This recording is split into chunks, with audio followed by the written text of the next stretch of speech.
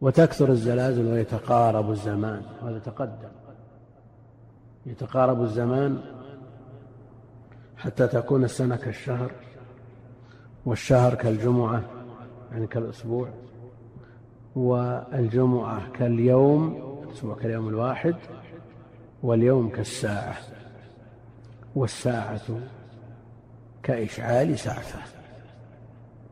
تقارب الزمان، منهم من يقول أن التقارب حقيقي، ومنهم من يقول التقارب معنوي بذهاب البركة من العمر، فتجد الإنسان يمضي السنة في العمل الذي كان ينتهى منه في شهر، ويمضي الشهر في العمل الذي كان ينتهى منه في أسبوع، وهكذا. وهذا ظاهر.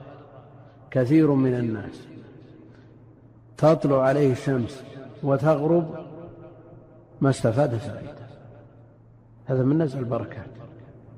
كثير من الناس يسوف اليوم غدا بعد غدا وهكذا إلى أن تنتهي السنة ما صنع شيء. لماذا يا فلان لا تجد في طلب العلم؟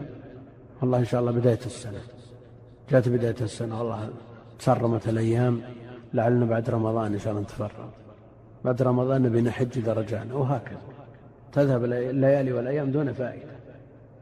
وإلا فالبركة موجودة، البركة موجودة عند من يستفيد من وقته.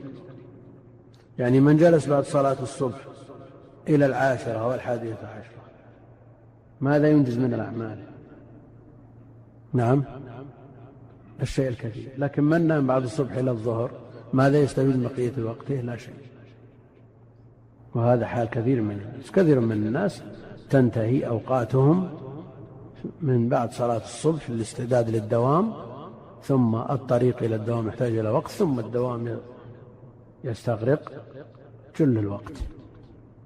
ولا شك أن العمل في مصالح المسلمين العامة أمر لا بد منه، وهو عمل خير مع النية الصالحة. لكن أين النية الصالحة عند كثير من الناس؟ إذا لم توجد النية الصالحة فهو ضيع وقت، بغض النظر عن كونه يجلب الراتب أو يوفر شيء من حطام الدنيا، والله المستعان.